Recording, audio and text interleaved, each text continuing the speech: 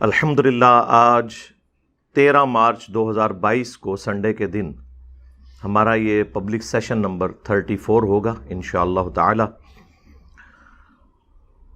آپ کے سوالات یہ پرچیوں کی شکل میں میرے پاس آ چکے ہیں، ان کو ہم انشاءاللہ تعالی بعد میں ڈسکس کریں گے۔ پہلے اس ویک میں ایک کرنٹ افیئر کے طور پر ایک بڑا ہی وحشت ناک اور دردناک قسم کا واقعہ ہمارے پنجاب ہی سے میاں والی سے سامنے آیا ہے۔ آپ لوگوں کے علم میں ہے کہ ایک باپ نے اپنی 7 دن کی بیٹی اسے صرف اس وجہ سے قتل کر دیا کہ وہ پہلی اولاد کے طور پر بیٹا چاہتا تھا۔ میں نے اس کے اوپر کافی غور و تفکر کیا،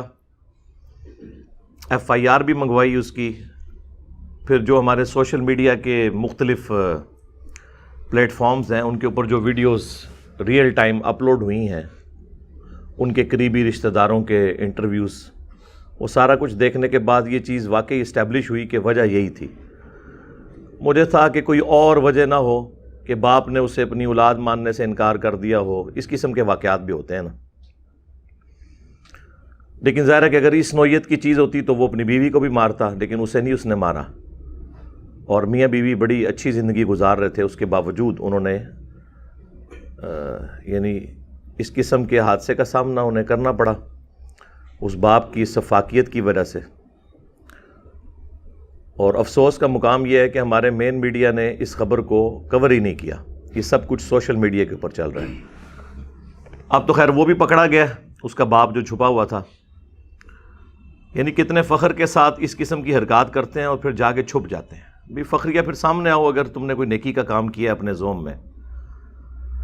ہمارے لیے تو دکھ کی بات یہ ہے کہ یہ ایک مسلمانوں کے ملک کے اندر، ایک مسلمان گھرانے کے اندر، ایک مسلمان کے ہاتھوں یہ جرم ہوا ہے۔ ہمارا جو فخر ہے پوری دنیا کے اندر کہ عورتوں کے جو رائٹس ہیں، وومنز رائٹس، سب سے پہلے اسلام نے آ کے اسٹیبلش کیے ہیں۔ قرآن حکیم میں اللہ تعالیٰ نے عورتوں کے لیے وراثت میں حصہ رکھ دیا۔ سورۃ النساء پوری ایک سورت ہے جو صرف اس طبقے کو ایڈریس کرتی ہے جن کے حقوق کی پامالی صدیوں سے جاری تھی، یعنی عورتوں کے حقوق، بچوں کے حقوق، غلاموں کے حقوق، یہ ساری چیزیں سورۃ النساء، اس کا نام ہی النساء عربی میں عورت کو کہتے ہیں، عورتیں۔ تو یہ ساری چیزیں پھر ہمارے لیے کافی بدنامی کا باعث بنتی ہیں کہ مسلمان ہونے کے باوجود ہم یہ حرکتیں کریں۔ اور پھر یہ واقعہ اس دن منظر عام پر آیا کہ جو 8 مارچ عورتوں کا عالمی دن، جس کے اوپر یہاں پہ مذہبی طبقہ بہت چیختا ہے، کچھ چیزوں پہ میری بھی ریزرویشن ہے کہ بے حیائی پر مبنی نعرے نہیں ہونے چاہیے اور بے پردہ عورتوں کو یوں نہیں نکلنا چاہیے، کسی کنٹرول انوائرمنٹ کے اندر یہ دن منانا چاہیے، جس طرح کہ جماعت اسلامی والوں نے بھی عورت مارچ کی ہے، باپردہ خواتین نکلی ہیں۔ جب اس دن اس قسم کی خبر سامنے آئے تو پھر ہم لوگ کس منہ سے پاکستان میں عورت مارچ کو کنڈیم کر سکتے ہیں، جبکہ چھوٹی بچیوں کے ساتھ وہ سلوک ہو رہا ہو جو مشرکین عرب کیا کرتے تھے زمانہ جاہلیت کے اندر، یا ہمارے پڑوسی ملک انڈیا کے اندر یہ حرکتیں ہوتی ہیں۔ آج سے کم از کم 15 سال پہلے کے فگرز ہیں، آج کے تو مجھے نہیں پتا، کہ روزانہ 3000 بچیاں ضائع کروا دی جاتی تھی جب پریگنینسی آئیڈینٹیفائی ہوتی تھی کہ یہ جو بچی ہے یہ فیمیل ہے۔ 3000 روزانہ، ظاہر ہے 1 ارب سے زیادہ ان کی آبادی ہو چکی ہے، اس میں 3000 تو کچھ بھی نہیں ہے، لیکن روزانہ 3000 بچیوں کے ساتھ یہ کرنا۔ اور یہ میں نے اپنی زندگی میں پہلا واقعہ اتنا شفافیت والا دیکھا ہے۔ ویسے تو وقتاً فوقتاً واقعات آتے ہیں کہ کسی نے وہ مفلسی کے ڈر سے بچوں کو قتل کر دیا، لیکن یہ ایک جینڈر کی بنیاد کے اوپر، یہ میری زندگی میں تو پہلا واقعہ ہے۔ یا میں نے مشرکین عرب کے بارے میں جو قرآن پاک میں اللہ تعالیٰ نے فرمایا کہ جب کسی کے گھر بچی ہوتی ہے تو اس کی حالت یہ ہے کہ اس کا چہرہ بگڑ جاتا ہے، سیاہ ہو جاتا ہے، اور وہ اب اس ٹینشن میں پڑتا ہے کہ میں اب اسے قتل کروں یا کسی زمین میں جا کے کہیں پہ دفنا دوں، میں کس طرح لوگوں کو فیس کروں گا، یہ پوری حالت نقشہ اللہ تعالیٰ نے قرآن میں کھینچا ہے۔ اور پھر سورہ التکویر کے اندر تو اس کا کلائمیکس آیا ہے کہ قیامت کے دن اللہ تبارک و تعالیٰ ایسے لوگوں کے ساتھ جنہوں نے یہ ظلم کیا ہے ان کی پرسش فرمائے گا اس حوالے سے، اعوذ باللہ من الشیطان الرجیم، وَإِذَا الْمَوْعُودَةُ سُئِلَتْ، جبکہ نومولود بچی سے پوچھا جائے گا قیامت کے دن اسے اللہ تعالیٰ زندہ کر کے، بِأَيِّ ذَنبٍ قُتِلَتْ، کہ کس گناہ کے سبب تجھے قتل کیا گیا تھا۔ یعنی ایک معصوم بچے کا کیا گناہ ہوگا، یعنی تیرا کوئی گناہ بھی نہیں تھا، اس کے باوجود تجھے تیرے باپ نے یا قریبی رشتہ داروں نے قتل کر دیا، تو اللہ تعالیٰ اس سے سوال کرے گا۔ یعنی سوال کرنے کے بعد ظاہر ہے کہ جو مجرم ہے اسے سزا دی جائے گی۔ صحیح مسلم میں حدیث ہے کہ اگر ایک سینگ والی بکری نے بغیر سینگ والی بکری کو مارا ہوگا نا تو قیامت کے دن اس کا بھی بدلہ دلوایا جائے گا۔ صحیح بخاری میں حدیث ہے کہ جو حقوق العباد کا معاملہ ہے دنیا میں کلیئر کر لو، آخرت میں کوئی شخص بدلہ نہیں دے سکے گا، آخرت کا بدلہ جو ہے وہ نیکیاں ہوں گی۔ تو جس نے بھی کچھ دینا دلانا ہے یہیں پر معافی تلافی والا کام کر لے، ورنہ آخرت میں نیکیاں دینی پڑیں گی۔ اور وہ پوری تفصیل صحیح مسلم کے اندر آئی ہے کہ نبی الاسلام نے صحابہ کرام سے پوچھا کہ جانتے ہو مفلس کون ہے؟ تو انہوں نے عرض کیا کہ ہم اسی کو مفلس سمجھتے ہیں جس کے پاس دنیا کا مال نہ ہو۔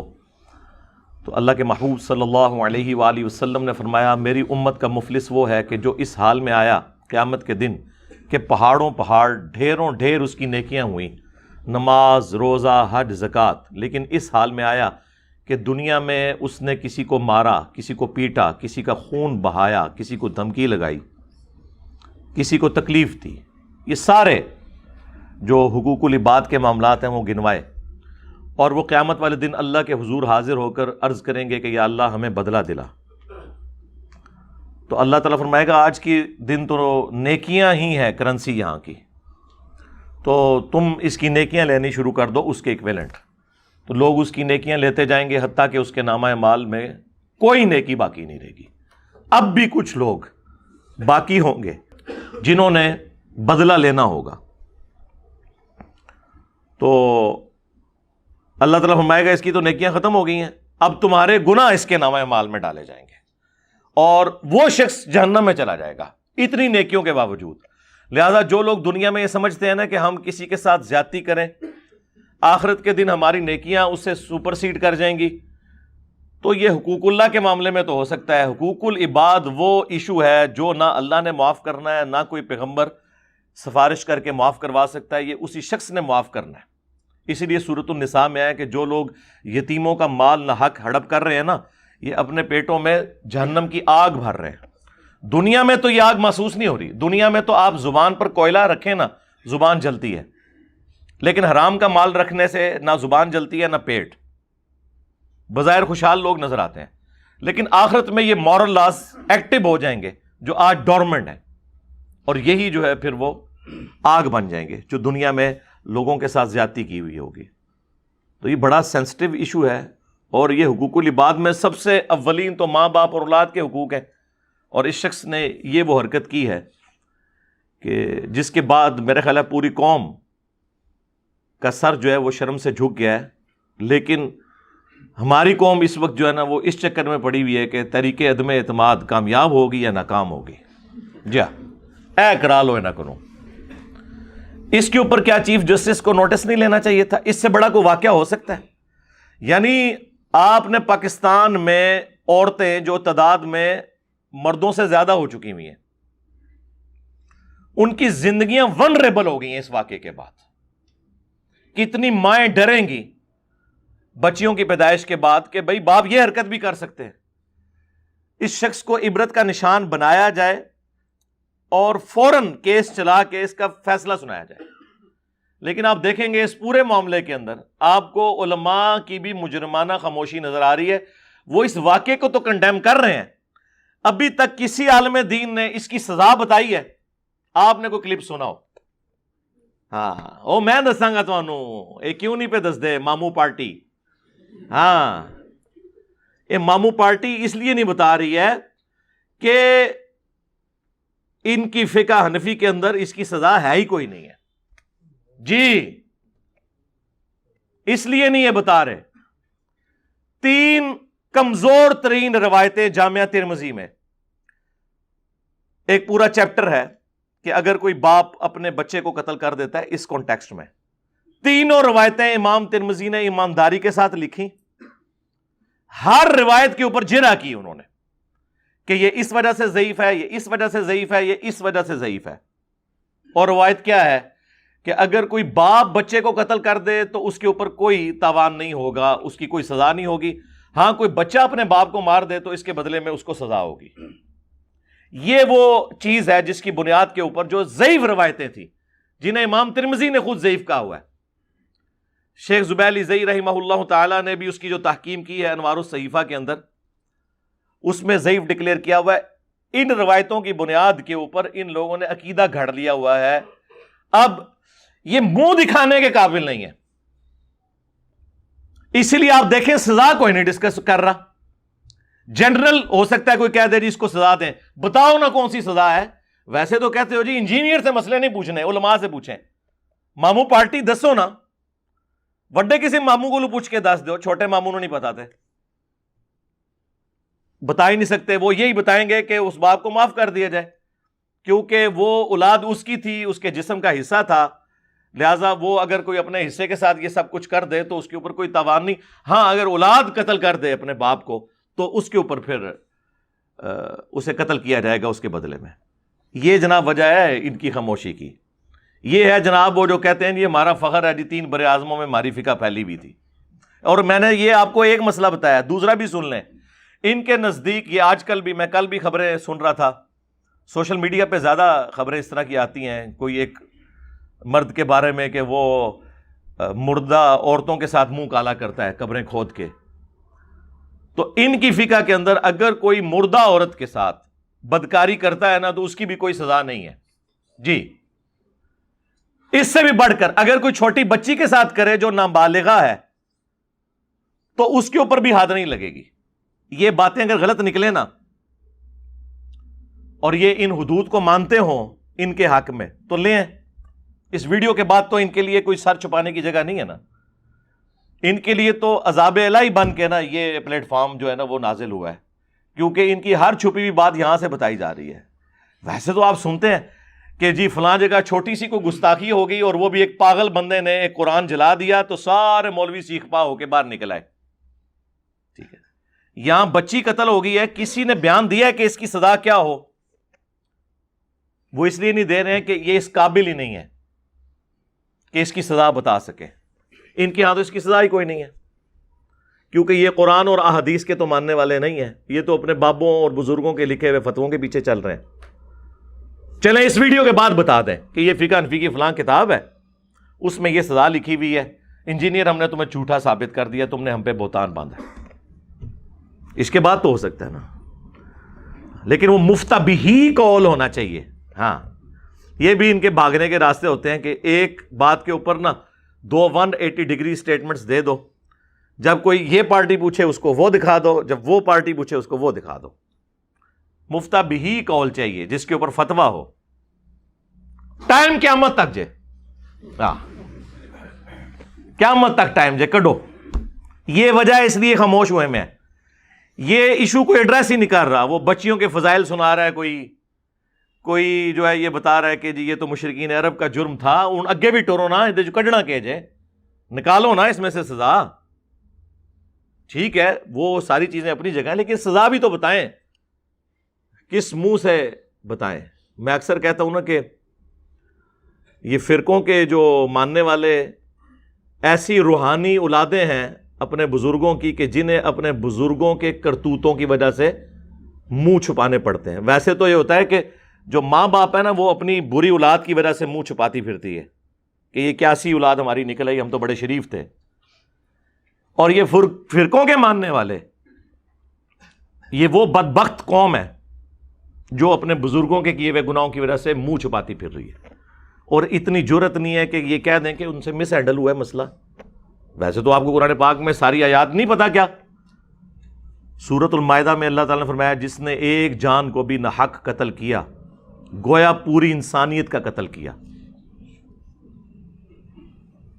سوائے دو وجوہات کے جو ساتھ ہی بتا دی گئیں گے، فساد فی الارض ہو یا قتل کے بدلے قتل، اور وہ بھی جوڈیشری کا کام ہے۔ اور جس نے ایک جان کو بچایا گویا اس نے پوری انسانیت کو بچایا، ایک انسان کو، چاہے وہ کافر تھا چاہے مسلمان تھا۔ تو یہ قرآن کی تعلیمات بالکل واضح موجود ہیں۔ سورۃ البقرہ میں اللہ تعالیٰ نے اتنا ڈسکریج کیا اس چیز کو کہ کوئی شخص مقتول کو معاف نہ کرے، اگرچہ اس کا جواز موجود ہے سورۃ النساء کے اندر کہ آپ دیت لے سکتے ہیں، لیکن اسے ڈسکریج کیا گیا۔ وَلَكُمْ فِي الْقِصَاصِ حَيَاةٌ يَا أُولِي الْأَلْبَابِ، قتل کے بدلے قتل کرنے میں پوری انسانیت کی زندگی چھپی ہے اے عقل مندو، تاکہ تم ڈر سکو۔ سورۃ البقرہ۔ سورۃ المائدہ میں یہاں تک آیا کہ قتل کے بدلے قتل، جان کے بدلے جان، آنکھ کے بدلے آنکھ، کان کے بدلے کان، ناک کے بدلے ناک، دانت کے بدلے دانت، اور ہر زخم کے بدلے اس لیول کا زخم۔ اب اس خبیث نے 5 گولیاں ایک چھوٹی سی بچی کو ماری ہیں، دیکھیں اندازہ کریں، اور اس کی ماں کے سامنے، اس کی ماں کو ابھی تک ہوش نہیں آ رہی ہے، وہ اسے دوائی دے کے سلا دیتے ہیں۔ اب مجھے بتائیں یہ واقعہ اس دنیا میں تو نہیں کوئی ماں بلا سکتی کہ جس کے سامنے اس کی بچی کے ساتھ اسی بچی کا باپ یہ حرکت کر دے۔ اس سے کوئی ورسٹ کیس ہو سکتا ہے؟ مجھے بتائیں، کسی کے بچے کو قتل کرنے کا اس سے ورسٹ کیس کوئی ہو سکتا ہے کہ رشتہ داروں کی موجودگی میں دودھ پیتی بچی کو اسی حالت میں چھینا جائے؟ وہ دودھ پلا رہی تھی اپنی بچی کو، اسی حالت میں چھین کر زمین پہ پٹکا جائے، اور وہ پٹکنے والا اس کا باپ ہو، دشمن نہیں کوئی، اور پھر اسے وہ 5 گولیاں مارے؟ اس سے ورسٹ کیس کوئی قتل کا ہو نہیں سکتا۔ مجھے بتائیں اگر یہ فساد فی الارض نہیں ہے تو اور کیا ہے؟ اور فساد فی الارض کی سزا سورۃ المائدہ میں یہ آئی ہے کہ ایسے لوگوں کے مخالف سمت کے ہاتھ اور پاؤں کاٹے جائیں، سولی لٹکایا جائے، یا اگر چھوٹے لیول کا جرم ہے تو ملک بدر کیا جائے۔ یہ فساد فی الارض کی سزا ہے۔ اس سے بڑا فساد فی الارض کیا ہوگا کہ آپ نے دنیا میں کروڑوں بچیوں کو ونریبل کر دیا ہے۔ اس طرح کی حرکتوں کی وجہ سے آندہ تو کوئی ماں اپنے خامند کے اوپر اعتماد نہیں کرے گی کہ وہ اپنی بچی کو اس کے ساتھ روانہ کر دے، کہ ہو سکتا ہے وہ غصے میں آ کے اسے کہیں پہ ماری دے۔ شک تو بیٹھ گیا نا۔ اس کو منطقی انجام تک اگر نہ پہنچایا گیا، اور میں یہ آپ کو پہلے بتا دوں اگر یہ فقہ حنفی کے چکر میں پڑ گئے تو اس کو سزا کوئی نہیں ہونی، یہ میں آپ کو بتا دوں۔ جی ہاں، علماء جا کے وہاں پہ باقاعدہ فقہ حنفی کے فتوے پیش کریں گے کہ جی باپ ہے نا، مالک ہے، مار دیا۔ ان ظالموں سے پوچھیں وہ جامع ترمذی کی حدیث نہیں تمہیں آتی ہے؟ یہ ترمذی کی جعلی روایت پیش کر رہے ہو جس کے اوپر امام ترمذی نے 3 روایتوں کے اوپر جرح کی ہے کہ روایتیں ٹھیک نہیں ہیں، اور جو حدیث صحیح سند سے جامع ترمذی میں ہی موجود ہے کہ قاتل اپنے مقتول کا وارث نہیں ہو سکتا۔ جنرل سٹیٹمنٹ ہے کہ اگر کوئی شخص کسی کو قتل کر دے نا، اس کی دولت کا وہ وارث نہیں بن سکتا۔ یعنی اگر کسی باپ نے اپنے بیٹے کو قتل کیا تو بیٹے کی دولت باپ کو نہیں ملے گی جو 1/6 حصہ ملنا ہے، یا بیٹے نے اپنے باپ کو قتل کر دیا تو بیٹے کو جو اس مال میں سے وراثت ملنی تھی سورۃ النساء کے اندر جو تفصیلات آئی ہیں وہ نہیں ملے گی۔ اگرچہ رشتہ قائم ہے، رشتہ نہیں ختم ہوا، خونی رشتہ تو کوئی نہیں ختم کر سکتا، لیکن دولت سے محروم۔ تو میرے بھائی ویسے تو یہ بڑا کہتے ہیں جی قیاس، اجتہاد، جی مجتہد وہ ہوتا ہے جس کے اندر بڑی کمپیٹنسی ہوتی ہے، وہ ساری حدیثیں اکٹھی کرتا ہے پھر ایک رزلٹ کٹتا ہے۔ اے رزلٹ کٹے مامو پارٹی، یہ حدیث نہیں تھی کہ قاتل اپنے مقتول کا وارث نہیں ہوگا۔ اگر قاتل اپنے مقتول کی دولت کا وارث نہیں ہے تو قاتل اپنے بچے کو یا بچی کو قتل کر دے تو اس کے بدلے میں وہ کیسے ایکسکیپ روٹ لے سکتا ہے کہ مجھے چھوڑ دیا جائے کہ میں اس کا باپ ہوں؟ ہے نا جی، لاجیکلی ہے نا۔ قیاس کرنا ہے تو کوئی انسانوں والا کرو نا، اجتہاد کرنا ہے تو انسانوں والا کرو۔ کتنے جی تواڈے مفتی اعظم پلانٹ ارتھ دیوبند تقی عثمانی حافظہ اللہ تعالی، مفتی اعظم پلانٹ ارتھ بریلوی مفتی منیب الرحمان صاحب، کدھر ہیں؟ ویسے تو ہر معاملے میں نکلے ہوتے ہیں لے کے چیزیں، کدھر ہیں؟ ابھی ضرورت پڑی ہے نا سرکار، آؤ نا، پبلکلی سامنے آؤ، فرنٹ سے لیڈ کرو. پھر کہتے ہیں لوگ جو ہے وہ انجینئر سے مسئلے پوچھ رہے ہیں، ہم سے کوئی پوچھ نہیں رہا. بھائی آپ سے پوچھ رہے ہیں نا، آپ بتا ہی نہیں رہے ہو. آپ وہی مذمتی بیانات دے رہے ہو جو دنیا کا ہر انسان دے سکتا ہے. بتاؤ اسلام نے کیا سولوشن دیا ہے اس کے اوپر، یہ ہمیں بتانا ہے آپ نے. میں تو کہتا ہوں سوشل میڈیا کے اوپر ٹرینڈ چلایا جائے کہ بتاؤ سزا کیا ہے فقہ حنفی میں اس چیز کی، تاکہ یہ لوگ ایکسپوز ہوں کہ یہ کن فرسودہ نظریات کو انہوں نے دین کا نام دیا ہوا ہے. اچھا اب یہ باتیں آپ کے دماغ میں تو نہیں آنی تھی. آپ لوگوں سے اگر میں پوچھتا کہ ہاں جی مولویہ نے کیا ہے کام برا ہوا، تو کہنا جی ہاں جی بڑا کیا ہے، یہ تو مسئلہ ہی نہیں ہے، اس کو کون کہے گا اچھا کام ہوا ہے. آگے بتائیں کرنا کیا ہے اس شخص کے ساتھ. کوئی زیادہ بنے گا نا تقیہ کر دے گا، قرار واقعی سزا دی جائے. اوے مامو پارٹی قرار واقعی سزا 10، تیرے بابے نے کیڑی سزا لکھی ہے؟ قرار واقعی سزا 10 نا. ویسے تو کہتے ہیں نا اسلام ایک مکمل ضابطہ حیات ہے، ایک مکمل دین ہے. بتاؤ نا کیا سزا ہے، یہ منہ چھپاتے پھریں گے. ان کے پاس کوئی چیز ہی نہیں بتانے کی. پھر وہی بات ہے کہ وہ ڈنگروں والی، جانوروں والی اپروچ ہے. اس ماڈرن دور کے اندر بھی لوگوں کا یہ نظریہ ہے کہ اگر بچی پیدا ہو جاتی ہے نا تو یہ ماں کا قصور ہے. یہ کس آیت میں کس حدیث میں لکھا ہوا ہے؟ اور ایک مسلمان یہ کہے جس کے قرآن میں موجود ہو، سورہ شورا کا آخری رکوع پڑھ کے دیکھ لیں، اللہ ہے جسے بیٹے دیتا ہے، جسے بیٹیاں دیتا ہے، جسے چاہتا ہے دونوں دیتا ہے، جسے چاہتا ہے اولاد سے محروم رکھتا ہے. تو یہ مسلمان کا عقیدہ ہے کہ وہ اس چیز کے اوپر ناراض ہو جو اس نے اللہ پر یقین کیا تھا، اللہ پر ایمان لایا تھا کہ اللہ یہ سب کچھ کرنے والا ہے. آج تو سائنس نے بھی تصدیق کر دی ہے کہ بات بالکل الٹ تھی. تو آڈے بابے نے تو ساری گلیں غلط دسیاں. ہمارے پنجاب کے معاشرے میں تو یہی مشہور تھا نا کہ جی عورت کا قصور ہے. آج سائنس ہمیں بتا رہی ہے، جو لوگ بایولوجی کی فیلڈ کے ساتھ وابستہ ہے انہیں یہ بات پتہ ہے کہ عورت کے پاس تو وہ کمپیٹنسی نہیں ہے، اس کے کروموسومز تو ایکس ہوتے ہیں. یہ مرد کی طرف سے ایکس آ جائے تو عورت، وائی آ جائے تو بچہ. ایکس پہ بچی اور وائی پہ بچہ. یہ تو آج ہمیں سائنس بتا رہی ہے. اندازہ کریں، عورت کے پاس تو وہ کمپیٹنسی نہیں ہے، یہ مرد کی طرف سے جانی ہے. اچھا اب آپ حیران کن چیز دیکھیں، کافروں میں یہ کیا چیز ہے؟ ایو کہتے ہیں وہ اما حوا کو ایو، اور ایو سے ایول بنایا ہوا ہے، ایکسز آف ایول. یعنی انہوں نے کہا یہ حوا ہے، نہ یہ وہ پھل کھاتی اور نہ ہمارا ابا جو ہے وہ جنت سے نکلتا. لیکن پورے قرآن میں قصہ آدم اور ابلیس 7 دفعہ آیا ہے. اس میں سے بھی سب سے تفصیل کے ساتھ آیا ہے سورۃ الاعراف میں. آپ پڑھ کے دیکھیں، تثنیہ کے صیغے استعمال ہوئے ہیں اس میں. ان دونوں نے نافرمانی کی، ان دونوں نے یہ کیا، ان دونوں نے یہ کیا. اللہ تعالیٰ نے سنگل آؤٹ نہیں کیا عورت کو. تو یہ تو کافروں کے نظریات تھے، عورت کو ڈیگریڈ کرنا. اسلام نے تو عورت کو ڈیگریڈ نہیں کیا، عزت دی ہے. یار اس سے بڑی کیا عزت ہوگی کہ بخاری اور مسلم دونوں میں حدیث ہے، فاطمہ میرے جگر کا ٹکڑا ہے، جس نے اسے تکلیف دی اس نے مجھے تکلیف دی. اس سے بڑھ کے کوئی اپنی بچی کے ساتھ محبت کا اظہار کر سکتا ہے؟ بخاری اور مسلم دونوں میں حدیث ہے کہ ایک پینڈو عربی شخص آیا جس کے 10 بچے تھے. سیدہ عائشہ کہتی ہیں وہ نبی علیہ السلام سے کہنے لگا کہ آپ اپنے بچے اور بچیوں کو بوسہ دیتے ہیں؟ تو حضور نے فرمایا ہاں کیوں نہیں. تو اس نے کہا میرے تو 10 بچے ہیں، میں نے تو کبھی کسی بچے کو بوسہ نہیں دیا.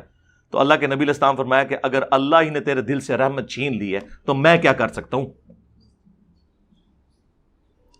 بخاری اور مسلم دونوں میں حدیث ہے، ایک عورت آئی، غریب عورت تھی، نبی علیہ السلام کی خدمت میں، تو اسے ایک کھجور دی گئی.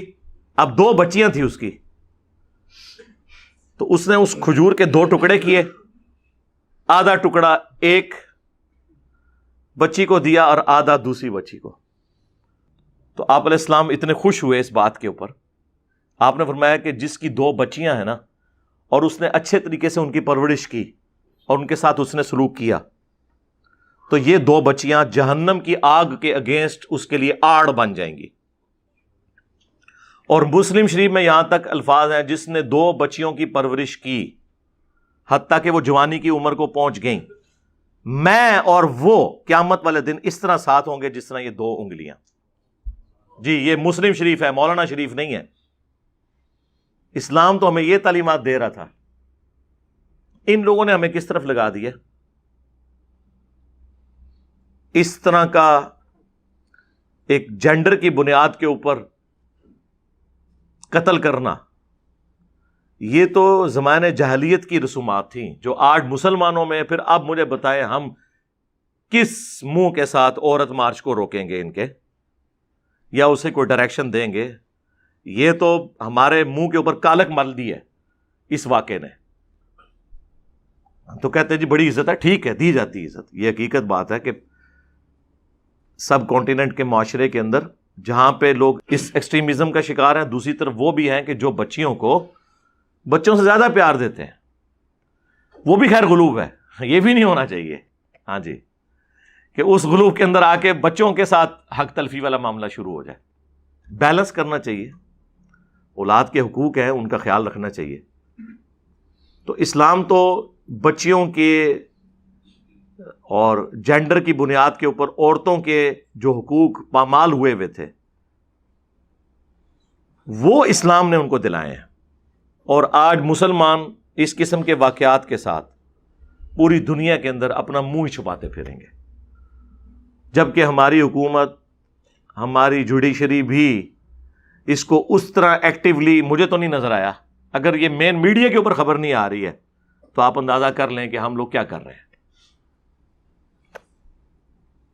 اس پلیٹ فارم سے میں اس قسم کی چیزوں کو کرنٹ افیئر کے طور پہ اس لیے اٹھاتا ہوں کہ تاکہ آپ لوگوں کے دماغ کھولے جائیں کہ خدا کے لیے اس وکھرے جہاں سے باہر نکلیں، آپ تھوڑا کوئی علم کے ساتھ اپنے معاملات کو لے کے چلیں.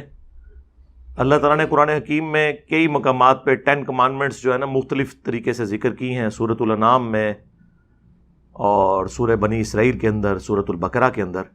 سورہ بنی اسرائیل کے اندر اللہ تعالیٰ نے جہاں 10 کمانڈمنٹس کا ذکر کیا وہاں پہ یہ بھی ذکر کیا کہ مت قتل کرو اپنی اولاد کو مفلسی کے ڈر سے، تمہیں بھی ہم رزق دیتے ہیں ان کو بھی ہم ہی رزق دیں گے. بعض اوقات یہ والی ریزن بھی ہو جاتی ہے.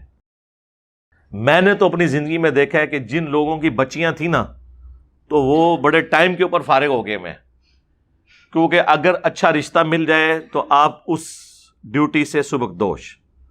اس کے اگینسٹ بچوں کو تو مرتے دم تک ماں باپ کو سپورٹ کرنا پڑ جاتا ہے فائنینشلی اگر اپنے پاؤں کے اوپر کھڑے نہ ہو. لیکن پھر بھی آپ دیکھیں کہ بچیاں جب پیدا ہوتی ہیں تو یہ مطلب کئی عورتیں تو رو رہی ہوتی ہیں، خود رو رہی ہوتی ہیں.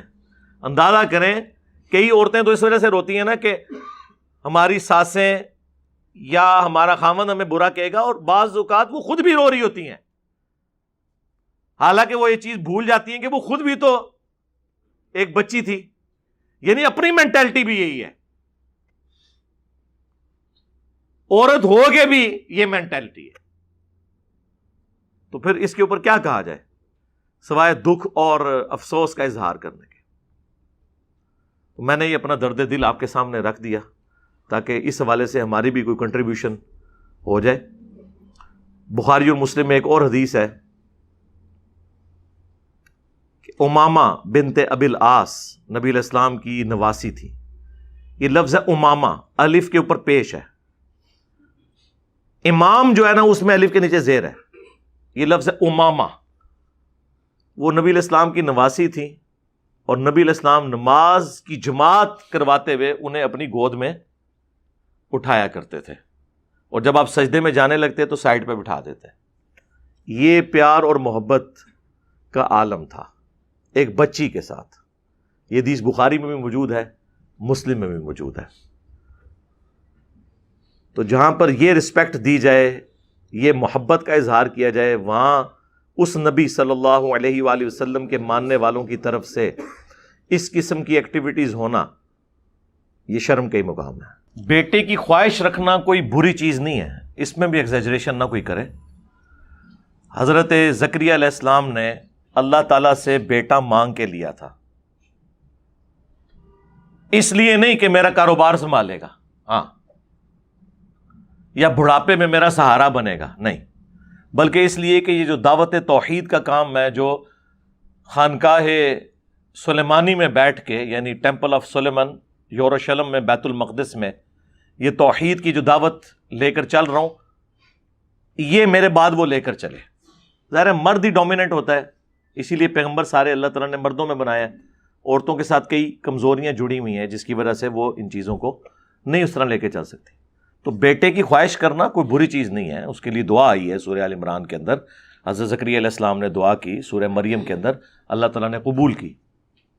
لیکن سورہ آل عمران میں ہی دیکھیں کہ حضرت عیسیٰ علیہ السلام کی جو نانی تھیں, عمران کی بیوی, جن کے نام پر سورہ آل عمران ہے, سورہ آل عمران میں آتا ہے, انہوں نے دعا کی کہ اے اللہ مجھے تو اولاد دے تو میں اسے ٹیمپل آف سلیمان, ہیکل سلیمانی کی خدمت کے لیے وقف کر دوں گی. یعنی اللہ کی خانقاہ کے لیے, یہ کسی دربار پہ نہیں, مزار پہ نہیں سرکار, اللہ کی خانقاہ بیت المقدس. تو ان کے گھر بیٹی پیدا ہوگی سیدہ مریم, تو انہوں نے بھی دکھ کا اظہار کیا کہ اس لیے نہیں کہ یہ بیٹی کیوں ہوئی ہے, اس لیے کہ مجھے تو بیٹا چاہیے تھا جو ہیکل سلیمانی کی خدمت کر سکتا. اب ظاہر ہے کہ بیٹی تو اس طریقے سے نہیں پبلکلی کر سکتی, تو اللہ تعالیٰ نے فرمایا کہ کوئی بیٹا بھی اس بیٹی جیسا نہیں ہوگا جو ہم نے تجھے بیٹی دی ہے. کیوں؟ اس بیٹی کو اور اس سے پیدا ہونے والے بیٹے عیسیٰ ابن مریم کو ہم جہان والوں کے لیے نشانی بنانے لگے ہیں. تو بعض اوقات انسان کسی چیز کے بارے میں سوچ رہا ہوتا ہے کہ میرے لیے برا ہوا ہے, مستقبل یہ ڈیسائیڈ کرتا ہے کہ وہ آپ کے حق میں بہتر تھا. جو سورۃ البقرہ میں ہے نا کہ بعض اوقات کسی چیز میں تم خیر محسوس کر رہے ہوتے ہو, اس میں شر چھپا ہوتا ہے تمہارے لیے. بعض اوقات کسی چیز میں شر سمجھ رہے ہوتے ہو, اس میں خیر چھپا ہوتا ہے. اللہ جانتا ہے, تم نہیں جانتے.